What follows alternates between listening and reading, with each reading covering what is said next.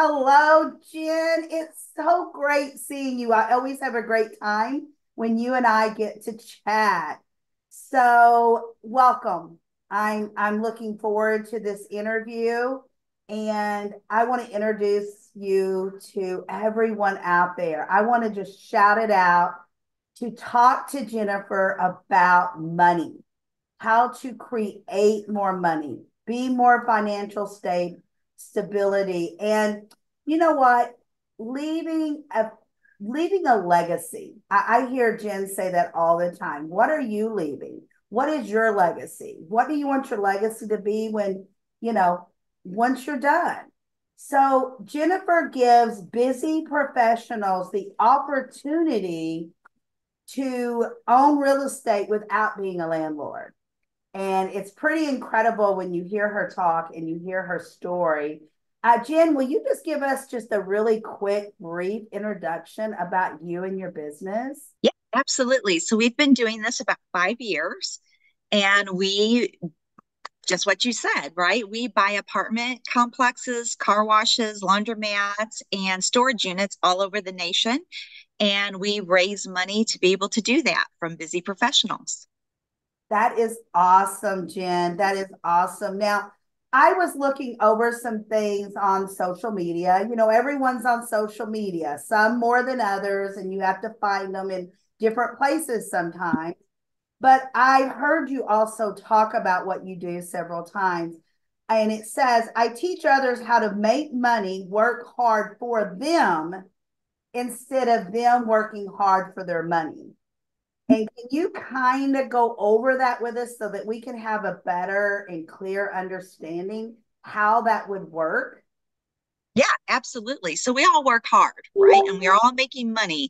Doctors, dentists, chiropractors, like they make lots of money and they work very hard for it. So they don't have the time to manage apartment complexes, right? And so typically, when you don't know where to go with your money, you put it in the stock market, which is, could be lost in a downturn, or worse, it's in a savings account or, in a coffee can in your backyard, right? So this is really lazy money.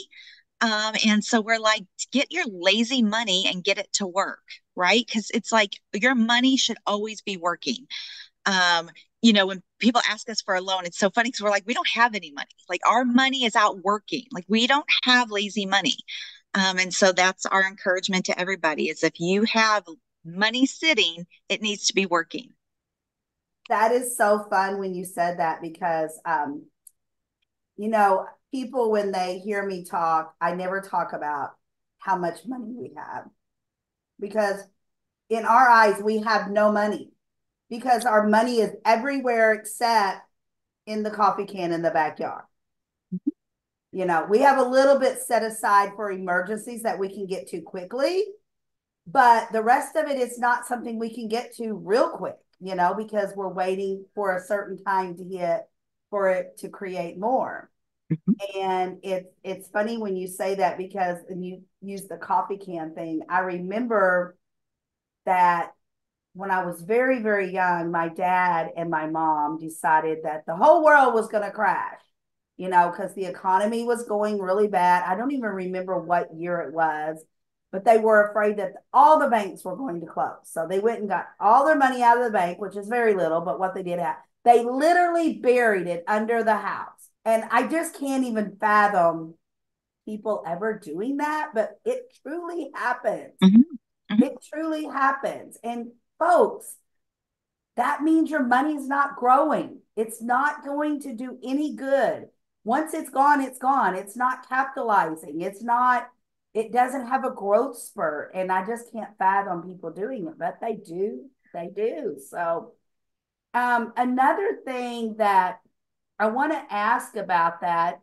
So you're telling me if I have, let's just say, $10,000 laying, $100,000 laying around, and it's really not making the money that I want it to make or need for it to make. I could come to you and you would invest that money into an apartment complex with other investors, I'm guessing. Because if I only gave you 10,000, that's not really enough to buy an apartment building. So you would combine that with other investors going in and go and purchase an apartment building per se that will create financial money for all of us, you, my money, and all the other investors. Yeah, absolutely. Mhm. And how long is it before you usually turn those apartments around so that you're making that back end money that I hear you talk about? Yeah, 3 to 5 years. So the plan is we buy, I love everything at a discount, right? Like that will never change about me. So the properties we buy are deferred in maintenance and management. And so we buy them at a discount. And we don't want a mass exodus from our tenants or, and we're talking multifamily. The smaller commercial units can be much faster, right? Because there's not a lot of work that really needs to be done. But talking in the apartments, we don't want a mass exodus, right? So we want to do things small. And, because we do want to raise rents, but we want to be fair, right? We don't want to be raising at hundreds of dollars the first year. That'd be horrible for everybody, right? That doesn't work.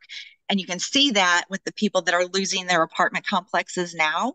We don't want to be that. We always want to be fair, affordable, clean, safe. So the 3 to 5 years is what it takes us to do to remedy these problems and be fair to the tenants. So sometimes it could be 3, sometimes it's 5. It really also depends on the economy, right? So if we are in a downturn, the economy last year sucked. It was not a time to sell. And if we were on year 5 or 3, and we kind of were on one of our complexes, we're like, hey, everybody knows the economy sucks, right? This isn't, a surprise to anybody. So we're going to hang on to this another year and see what the economy's doing. It doesn't matter. Everybody's making their money, right? We're getting returns. We're just not ready for that sell.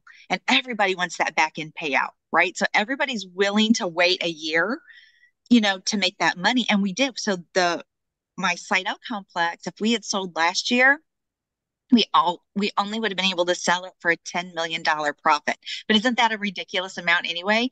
But this year, because we held, we're up to 15 million, right? So we made an extra 5 million just holding it a year. Who wouldn't do that?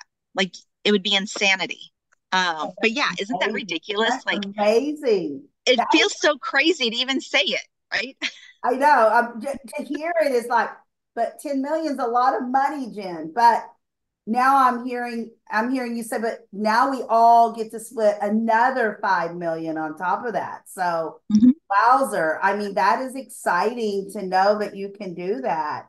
Um, so how often, I mean, right now the real estate does suck. I mean, it's just it's Mhm. it's not a buyer's market, I think. I mean, that's what my opinion is. It's not really a buyer's market because the real estate is so expensive right now. As far as houses, is it the same with apartment buildings? Is it still pretty high to buy? So again, these are like tomatoes and potatoes, right? So for ours right now, for us, and this is terrible. And I feel bad and then I don't feel bad because we all have basically the same underwriting, right? And we should all have the same ethics. So right now for us, this is a great time because 2 and 3 years ago, you had syndicators that were just buying everything, right? It was like, money was free, interest rates were free, everything was free. And so they really bought negligently and now they're losing their assets. And so now we can come in, and this is where we're like, oh, so sorry that you made all these bad decisions, which was all, like basic, don't do these things. And now we can kind of come in and buy them at super discount before the bank gets them, right? So we're finding a lot of like, hey, we're getting ready to go into foreclosure. Let's buy them now. Or the bank does get them and we still get them at a ridiculous discount. That is amazing. See, I would have, and that's why I asked the question because as a home buyer, I Oh, thought it yeah. would be a ridiculous amount of money to buy an apartment building right now because I know that houses are very expensive to buy.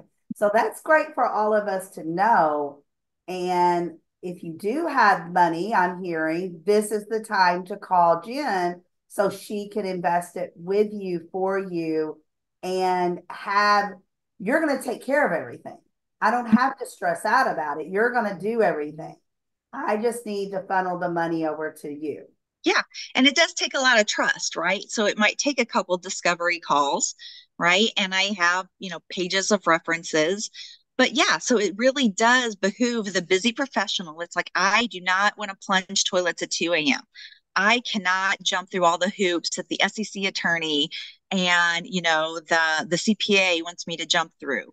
I just want to check, right? I just want to check. I want my K1, so I'm not paying extra taxes, and I don't want to hear from you. And so, but they do hear from us because every month we send like a report and the financials. And so we're very transparent.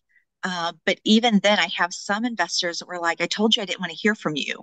I'm like, but everybody gets this, right? You're good. Don't open it. I don't care, but you're going to get it. Well, But that way, busy professionals know that it's there if they want to look at it. For me, I could probably look at it and think, I have no idea what this says, but it looks like we're doing great, because she hasn't told me we're not. So that's great to know that I don't have to deal with anything like that because, I'm in a time of my life, Jen, that I don't want to. It's not that I can't, I just don't want to. It's that I'm not lazy. I run my own businesses and I have my family and my home life. But there's just some things now at my age I can choose. Do I want to do it? And yeah, I just don't want to. But I do want my money making money. I do want that because mhm. I want to retire and not worry that I'm going to outlive my money. And this is a way that I think a lot of people can invest their money and know that they're secure because real estate is never going away. The dirt on our grounds are never going to grow. Whatever's there is there. So I love that, Jen. So I also read or heard or something because when I did my research, if you're looking for passive, consistent income, then you found the right company. Explain that a little bit to me. I mean, so it's basically what we're talking about, right? People want consistent, right? Which you're not going to get in the stock market. The stock market is up and down. Crypto is up and down. The savings account is just down, right? Ours is consistent. Like you and, are, unless something horrible happens, we're going to get a check every single quarter, right? And even if something did happen and we had to skip a quarter, we're going to make it up, right? Even if we had to wait to make it up on the back end, right? But there's consistency there, right? And then again, that passive, you're not doing anything for it. You did nothing. Some people don't even open their emails to look at the financials and look at the newsletter and look at like, here's your update. They want passive.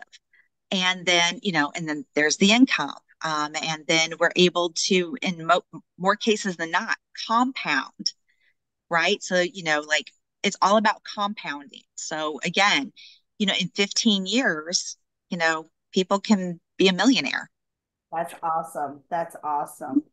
So, how I hear you talk about doors sometimes. So, how many doors have you purchased in the last 5 years? Do you have any idea? Well, we're over 900. Okay, So, that's yeah. And then we've had, some cycle in and out, right? So it's like, and then we're getting ready. So we have 324 doors just in Slidell, Louisiana, but that's getting ready to go. And so now I have to constantly be adding up. But again, everybody wants to compound their money. So everybody that's going to cash out, or hopefully most people that cash out of Slidell, we want to roll that over into the next apartment building. So we could pick up 300. It could be 200. I don't know, but they come and go. And but yeah, but we're about 900. okay. So, is that a collaboration of homes and apartments, or do you own? Because did I We not? did homes, yeah. So we Okay, were doing portfolios. So you're not crazy, okay, right? okay. But we got rid of our portfolio. We had a portfolio in Florida. We're done with that. I have one lonesome single family home here in San Antonio that I'm desperate to sell. So if anybody's looking for a little house in San Antonio, please come buy this. But yeah, but when we bought the portfolio in Florida, I was like, this is a lot of work. And this is why we buy apartments, because this is just this whole single family rental thing is awful. I know And I've done that. I've been there and done that. And my husband keeps thinking we're going to do that again. I'm like, no, we're not. don't, No, because he was trying to be the landlord and the everything, and it never fell that the hot water heater went out on 4th of July, the toilets are stopped. No. yeah. Again, I choose no. I choose no for that. The So economy of scale just makes more sense. And I don't know why apartment investing isn't the introductory level that we get into instead of like wholesaling and fix and flips and rentals. Like to me, that's like the collegiate level. The apartments are like kindergarten stuff, right? Like I'm just like, why do that's we start awesome. hard? That is awesome. So, other than apartments, what else do you purchase or have purchased? We love car washes. And so that's something that we are getting into, putting car washes in paths of progress. So with small towns all over the nation where, the subdivisions are starting to be built, but we can still get land cheap. Storage units. We love storage units and laundromats. So the more apartments we have, some of them don't always have the space to have even a stackable, or, there's a large cost involved in making sure the plumbing and such is right. So I'm like, well, let's build a laundromat next door or on the corner or down the road. So it's at least close. So yeah. And they're all cash cows, right? Very little overhead, if any, and all upside. Yes. And I could not fathom me going to a laundromat, but I remember being young when my husband was at Fort Hood, Texas, as a soldier when he first, went in. We were newly married and we were in an apartment complex that you could not have a washer and dryer. There was no hookups, there was nothing. We would have to tote it across the street to the other complex and share theirs because the same companies owned it. Mhm. What a pain in the rump. Now, I was 18 at the time, and thank you, Lord, there's not been a time since then that I have not had a washer and dryer at the same complex or in the somewhere in the building. Okay. And but I will tell you, when I drive by just the few laundromats that I will drive by here, and I live in North Dallas area, there's very few, but they are packed. They are packed no matter if I go out in the morning, afternoon, evening. Jen, they are packed. And I can just, when we go to the hotels and have to use their washer, it's expensive. I mean, I think it's expensive. So I'm looking, I mean, it's not quarters anymore. It's dollar bills. I mean, And it's yeah, and a lot of them don't take money, period. They're credit cards so or there you debit go. cards. That's what I was getting ready to ask you. Are they going, what do they call it where it's all credit cards? It's cashless. Everything is everything is going to credit cards, debit cards. I mean, when we go to the stadiums now to watch a game, the majority of them take no cash, none. And we like cash.